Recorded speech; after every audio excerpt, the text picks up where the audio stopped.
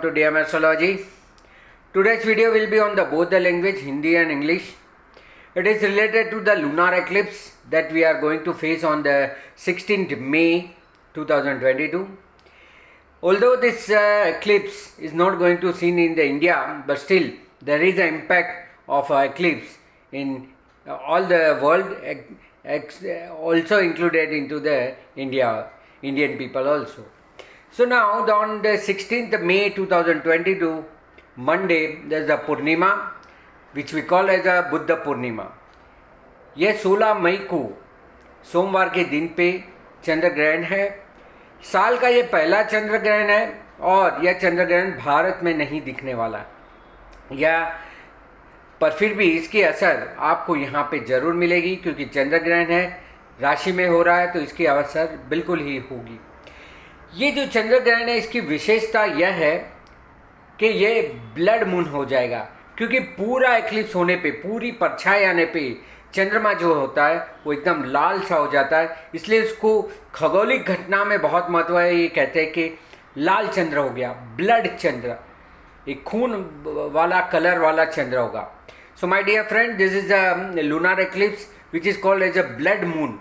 The moon will be look as like a reddish moon because of the full moon eclipse. It is going to impact the full moon, so the moon will look like as a reddish, so it will be also an attractive. This is the first lunar eclipse of the year. There will be only two eclipses on the 9th November it will be there, and this is the first eclipse, but it is not been seen in the India, but still in the world it will be going to affect the things. The important things about it is that the timing of eclipse is the morning 8 hours 59 minutes till 10 hours 23 minutes. So that will be the space when the eclipse is there. This all both the time will be as per the Indian Standard Time. For the US people, it will be 12 hours or 13 hours as per their time different from India. So it will be morning approximately 9 hours to 10 hours and 23 minutes except eclipse period will be there. It is not been seen in India. ये भारत में नहीं दिखने वाला है. सुबह 8:59 मतलब कि 9 बजे के करीब से लेके 10:23 तक यह ग्रहण की असर होने वाली है.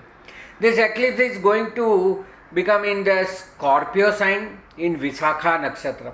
सो जिनका भी विशाखा नक्षत्र होगा या विशाखा नक्षत्र में कोई ग्रह होगा, उस नक्षत्र का और उस ग्रह का अशुभ फल प्राप्त होगा. क्योंकि कहते हैं ग्रस्तास्य ग्रहण में जिस नक्षत्र में ग्रहण होता है, मतलब कि चंद्रमा विशाखा नक्षत्र में था और उसका ग्रहण हो गया, तो इसलिए यह अशुभ माना जाता है. सो यह आपका विशाखा नक्षत्र में होने वाला वृश्चिक राशि का ग्रहण है. सुबह 9 बजे से लेकर 10:23 तक का है. Not seen in India, but it is going to see in the southwest Europe, southwest side of Europe, southwest Asia, Africa. Entire Africa is going to affect. North America, South America, both the parts, partially in the North Africa, but major in the South Africa. Prashant Mahasagar, that is the Prashant Sea. Hind Mahasagar, that is the Indian Ocean, and Atlantic and Antarctica. These are the region where it is going to see. So यह आपका Europe के नैऋत्य part में, south west part में होने वाला है, Asia के नैऋत्य कोना में होने वाला है, पूर्ण अफ्रीका में होने वाला है, उत्तर और दक्षिण अमेरिका में होने वाला है, प्रशांत महासागर, हिंद महासागर, अटलांटिक और अंटार्कटिका के पास में यह ग्रहण पास होगा. यह ग्रहण में विशेषता यह है कि इस ग्रहण में चंद्र के ऊपर पृथ्वी की पूर्ण छाया होने वाली है. This is a special eclipse where the moon will get an entire shadow of the earth. So that is in the astronomically it is a very eventful things that they will be considering. So this is going to affect, so that also being a very important part that it is going to be affect. So ये एक उसका खास विशेष होता है. अब चंद्र ग्रहण जब भी होता है तो 9 घंटे पहले इसका सूतक वगैरह पालना होता है, और सूर्य ग्रहण होता है तो 12 घंटे पहले इसका आपको परहेज या तो सूतक पालना होता है. यह चंद्र ग्रहण है, इसलिए 9 घंटे पहले, मतलब कि उनके लिए दिन में 12 बजे यूएसए और उनके लिए रात को दोपहर को 12 बजे से लेके, क्योंकि रात को वहाँ पे 9 के करीब होगा, अगर 12 घंटे का फ़र्क है भारत से तो आप अपना फ़र्क देख लीजिए और उस हिसाब से आपको वहाँ 12 बजे तकरीबन आप समझ लीजिए कि यूएस टाइम के 11 बजे से लेके आपको यह करना है, पालना है, और आपको इस समय पे ज़्यादा से ज़्यादा पूजा पाठ और अर्चना करनी है। सो सूर्य ग्रहण होता है in the lunar eclipse 9 hours before the eclipse we have to follow some rituals, and for sun eclipse it is 12 hours, और as this is a lunar eclipse so 9 hours before, so almost in the USA it is 11 o'clock or 12 o'clock onwards, afternoon 11 or 12 o'clock onward on 15 it will start and going to affect till the night when it will be going to happen. So that is the difference between the solar and lunar eclipse. This is the best time, as it is a moon eclipse. Everybody has to pray lunar. Everybody has to pray the or chanting the moon mantra, that is Om Som Somai Namah. This is the best mantra. चंद्र का मंत्र है ओम सोम सोमाय नमः, that one has to chant. या तो फिर आप राहु का मंत्र कर सकते, ओम राहवे नमः. Those who are affected with the Rahu Dasha, Rahu transit, Rahu evil effect, they should pray Rahu mantra, Om Rahave Namah. Or you can do the Bija mantra. See, Bija mantra during the eclipse is a very powerful. So any Bija mantra will chant will be good. For Mahamrityunjay mantra, it is a good for the eclipse time. Om Jum Saha. This is a Bij mantra for the Mahamrityunjay mantra. So जिनको कोई शारीरिक कष्ट है, तकलीफ है, उनके लिए ये महामृत्युंजय का बीज मंत्र कर सकते हैं, ओम झूम सह. सो अगर आप ओम झूम सह मानसिक जब भी करते हैं तो भी अच्छा है, एक जगह पे बैठ के करते तो भी अच्छा है. यदि मंदिर में अगर कर सकते, क्योंकि इंडिया के लिए, भारत के लिए सुबह का समय है, तो भले यहाँ ग्रहण नहीं दिखने वाला, पर आप मंदिर में जाके, शिव मंदिर में जाके पूजा पाठ कर सकते हैं और ये मंत्र कर सकते हैं. चंद्र का मंत्र करिए, शिव का मंत्र करिए ओम नमः शिवाय, राहु का मंत्र कीजिए, महामृत्युंजय पूर्ण मंत्र कर सकते हैं या उसका बीज मंत्र कर सकते हैं. So everybody can chant the Rahu मंत्र, शिवा मंत्र, लॉर्ड शिवा मंत्र ओम नमः शिवाय, महामृत्युंजय mantra, Rahu mantra during this period, और any mantra that you want to make siddhi, because it's a lunar eclipse, so it will not make you sensitive during this period. So it will be all the hard sadhana or hard efforts you can do during this period to eradicate all kind of all your difficulties in your chart. So for that purpose it is very good. अब हम देखेंगे कि किन किन राशियों के लिए ये शुभ फलदायक है और किन राशि के लिए ये शुभ फलदायक नहीं है. तो पहले बात करते हैं शुभ राशि के लिए, जैसे कि मेष राशि के लिए ये अच्छा समय है. ये ग्रहण आप समझ लीजिए वृश्चिक राशि में है. सो वृश्चिक राशि वालों के लिए ये बहुत ही महत्वपूर्ण है. ये महत्वपूर्ण है वृश्चिक राशि के लिए, तो उनके लिए तो ये अशुभ ही है. सो वृश्चिक राशि, तुला राशि, धनु राशि और मकर राशि, इन राशियों के लिए ये शुभ समय नहीं है. उनके लिए स्वास्थ्य के लिए एक चिंतादायक हो सकता है.